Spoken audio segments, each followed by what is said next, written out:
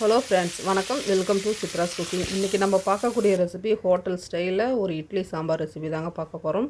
Taste வந்து ரொம்ப நல்லாயிருக்கும். வாசனையும் பார்த்தீங்க அப்படின்னா வீட்டில் அப்படி கமன்னு அவ்வளோ வாசனையாக இருக்குங்க. ஹோட்டல் சாம்பார் அப்படின்னாலே அதுக்கு தனி ஒரு டேஸ்ட்டுங்க. அதை வீட்டிலே நம்ம எப்படி ரெடி பண்ணலாம் அப்படின்றத இந்த வீடியோவை பார்த்து நம்ம தெரிஞ்சுக்கலாங்க.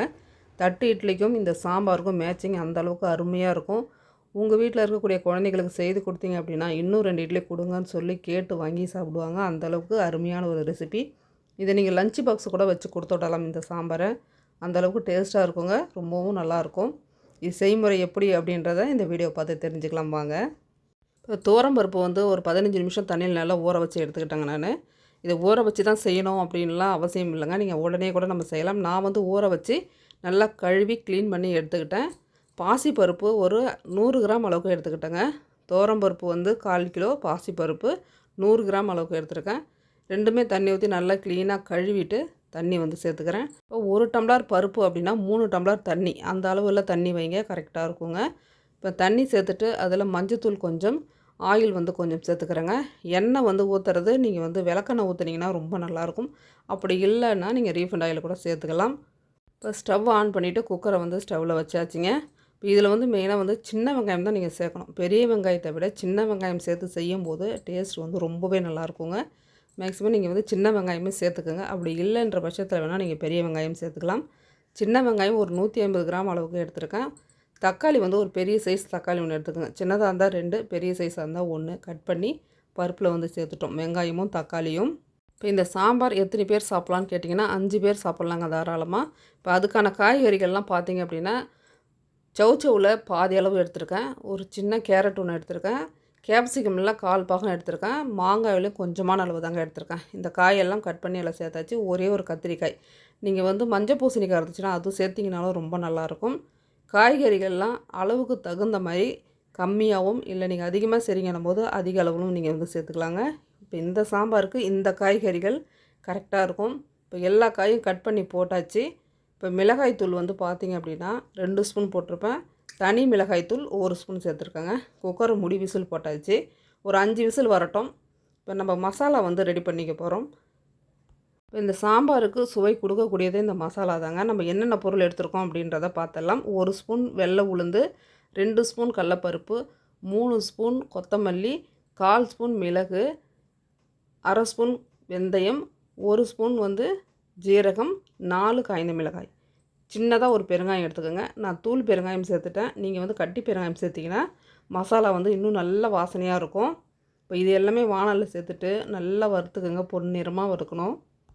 ஸ்டவ்வை நல்லா லோ சிம்மில் வச்சுட்டு ஃபஸ்ட்டு கடலப்பருப்பு உளுந்தும் ஃபஸ்ட்டு கொஞ்சம் வறுத்துட்டு அதன் பிறகு மற்ற பொருளெல்லாம் சேர்த்து நீங்கள் வறுத்து எடுத்துக்கலாங்க. ஏன்னா கடலப்பருப்பும் உளுந்தும் வறுபட கொஞ்சம் லேட் ஆகும். அதனால் அதை ஃபஸ்ட்டு வறுத்துட்டு மற்ற மசாலாவெல்லாம் பிறகு சேர்த்து எல்லாத்தையும் வறுத்து எடுத்துக்கோங்க.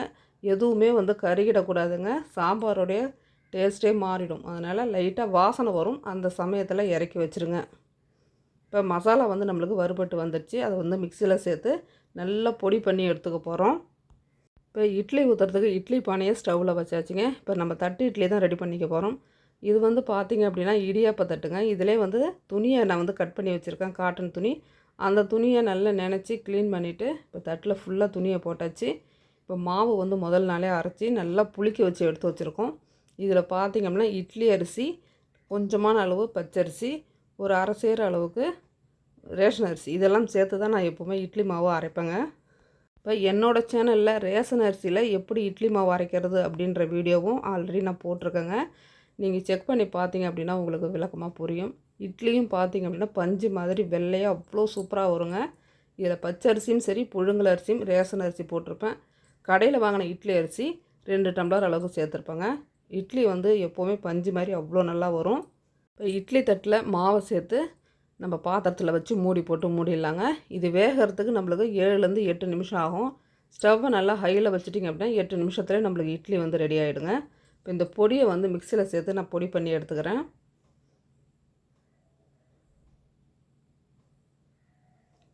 இட்லி சாம்பார் அப்படின்னாலே இந்த பொடி இல்லாமல் செய்வீங்க அப்படின்னா அந்த சாம்பார் அந்தளவுக்கு வாசனையும் இருக்காது, டேஸ்ட்டும் வந்து ரொம்ப கம்மியாக இருக்குங்க. கண்டிப்பாக இந்த பொடியை வந்து அரைச்சி வச்சுக்கோங்க. நீங்கள் நார்மலாக சாதத்துக்கு வைக்கக்கூடிய சாம்பாரில் கூட இந்த பொடியை போட்டு வச்சிங்க அப்படின்னா டேஸ்ட்டு ரொம்ப நல்லாயிருக்கும், சாப்பிட்றதுக்கு ரொம்ப ருசியாகவும் இருக்குங்க. இப்போ குக்கரில் இன்னும் கொஞ்சம் கேஸ் இருக்குங்க. ஒரு 5 நிமிஷம் கழித்து ஓப்பன் பண்ணிவிட்டு நம்ம வந்து நல்லா மசிச்சு விட்டுக்கலாம். இப்போ கேஸ் ஃபுல்லாக ரிமூவ் ஆகிடுச்சிங்க. இப்போ ஓப்பன் பண்ணி பார்த்தீங்க அப்படின்னா பருப்பு, காய்கறிகள் எல்லாமே நல்லா வெந்திருக்கும். 5 விசில் விடுங்க, அப்போ தான் எல்லா காய்கறியும் நல்லா பஞ்சு மாதிரி வெந்திருக்குங்க.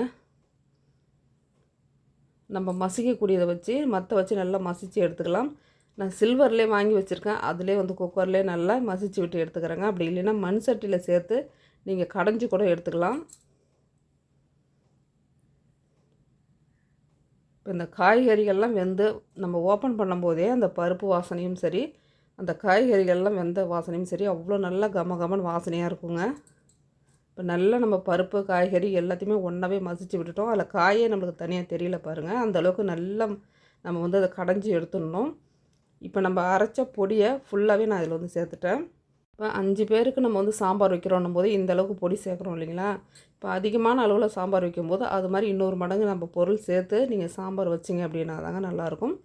இப்போ 1/4 கிலோ துவரம் பருப்புக்கு இந்த அளவுக்கு வந்து நீங்கள் பொடி சேர்க்கணும். அப்போ தான் வந்து சாம்பார் ரொம்பவே நல்லாயிருக்குங்க. இப்போ பொடியை சேர்த்து நல்லா கலந்து விட்டாச்சு.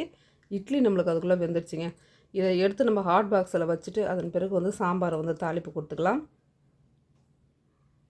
தட்டு இட்லி சாப்பிட்றதுக்கு டேஸ்ட்டு வைஸ் சூப்பராக இருக்குங்க. நம்ம நார்மலாக சுடுற இட்லியை விட இந்த தட்டு இட்லி வந்து பார்த்திங்க அப்படின்னா கொஞ்சம் சாஃப்டாகவும் இருக்கும், சாப்பிட்றதுக்கும் ஒரு மாதிரி வித்தியாசமாகவும் இருக்குங்க.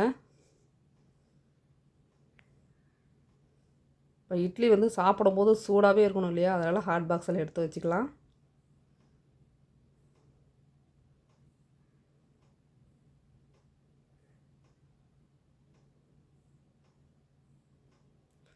மூணு இட்லி சாப்பிடக்கூடிய நண்பர்கள் இந்த ஒரு இட்லி சாப்பிட்டிங்கன்னா போதுங்க. ஏன்னா இதில் நம்ம 3 இட்லி சுடக்கூடிய மாவு இந்த தட்டு இட்லியில் நம்ம வந்து சேர்த்துருவோம் இல்லையா, அதனால் ஒரு ஆளுக்கு ஒரு இட்லியே போதும். இப்போ நல்லா சாப்பிடக்கூடிய நண்பர்களுக்கு நீங்கள் எவ்வளோ வேணாலும் சாப்பிட்லாங்க. லிமிட்டாக சாப்பிட்டு 3 இட்லி போதுன்றவங்க நீங்கள் தட்டு இட்லி 1 சாப்பிட்டிங்கன்னா போதும், வயிறு அப்படியே ஃபில்லாகிடும். இப்போ நான் மறுபடியும் பார்த்தீங்கன்னா 2 தட்டில் மட்டும்தான் ஊற்றி வச்சுருக்கேன். மீதி 3 பிளேட்டு எடுத்தாச்சுங்க. நம்மளுக்கு சட்டுன்னு வேலையும் முடிஞ்சிடும். இந்த தட்டு இட்லி ஊற்றும் போது சட்டுன்னு வேலை முடிஞ்சிடும் நம்மளுக்கு. இந்த சாம்பாருக்கு புளி வந்து ஒரு சின்ன நெல்லிக்காய் சைஸ் அளவு எடுத்து நல்லா கரைச்சிட்டு புளி சேர்த்துக்குங்க. சாம்பாருக்கு கம்பல்சரி இந்த புளி சேர்த்திங்கன்னா தான் டேஸ்ட்டு வந்து ரொம்பவே நல்லாயிருக்குங்க. இப்போ புளி சேர்த்துட்டு நல்லா கலந்து விட்டு ஒரு 5 நிமிஷம் அப்படியே கொதிக்க விடுங்க. சாம்பார் நல்லா கொதித்து வரணும். ஏன்னா அந்த புளியோட வாசனை போகணும் இல்லைங்களா, பச்சை வாசனை மாறணும். அதனால் கொஞ்சம் நேரம் அப்படியே கொதிக்க வச்சு நம்ம இறக்கி வச்சுக்கலாம்.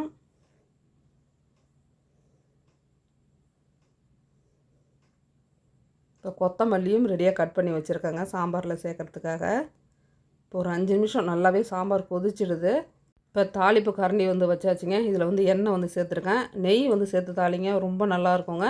நம்ம வீட்டிலே ரெடி பண்ண பசும் நெய் தான் இது. 1 ஸ்பூன் அளவுக்கு மட்டும் நான் சாம்பார்லேயே சேர்த்துட்டேன்.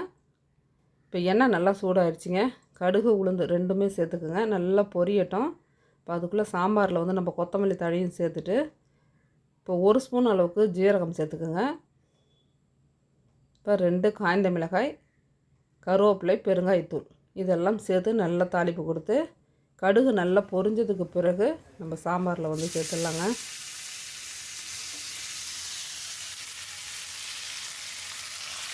இப்போ சாம்பாரும் நம்ம கடைசியாக வந்து தாளிப்பு கொடுத்தாச்சு.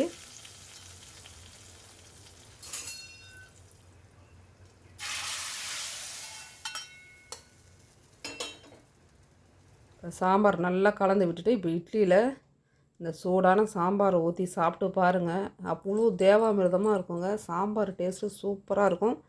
இந்த மெத்தடில் நீங்கள் வந்து சாம்பார் செய்து இட்லியோடு வச்சு சாப்பிட்டு பாருங்கள், பிரமாதமாக இருக்கும். யாருமே பிடிக்கலன்னே சொல்ல மாட்டாங்கங்க, அந்தளவுக்கு சூப்பரான ஒரு ரெசிபி. இந்த சாம்பார் மட்டும் நீங்கள் கொடுத்து பாருங்கள், ஒரு இட்லியாவது எக்ஸ்ட்ரா சாப்பிடுவாங்க, அந்தளவுக்கு சூப்பராக இருக்குங்க சாம்பார்.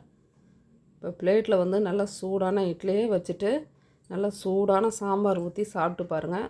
சாப்பாடு மட்டும் எப்போவுமே கொஞ்சம் சூடாக சாப்பிட்டீங்க அப்படின்னா அதனுடைய டேஸ்ட்டே தனிங்க.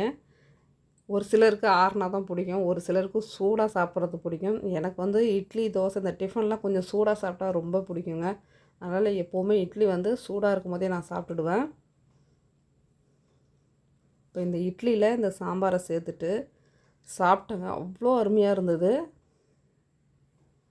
அடிக்கடி எங்கள் வீட்டில் வந்து இட்லி இந்த சாம்பார் ரெசிபி நான் செய்வேன். எங்கள் வீட்டில் எல்லாருமே ரொம்ப விரும்பி சாப்பிடுவாங்க. நைட்டு டிஃபனுக்கும் இது இருந்தால் கொடுன்னு சொல்லி கேட்டு வாங்கி சாப்பிடுவாங்க. அந்தளவுக்கு அருமையான ஒரு சாம்பார் ரெசிபி. கண்டிப்பாக ஹோட்டலில் சாம்பார் வச்சாங்க அப்படின்னா அஜினோமோட்டோ கண்டிப்பாக சேர்ப்பாங்கங்க டேஸ்ட்டுக்காக. நம்ம வீட்டில் வந்து ஹெல்த்தியாக எந்த ஒரு சுவை கூட்டும் பொருள் எதுவுமே சேர்க்காம நம்ம இயற்கையான பொருளை வச்சு செய்யக்கூடிய சாம்பார் சூப்பருங்க.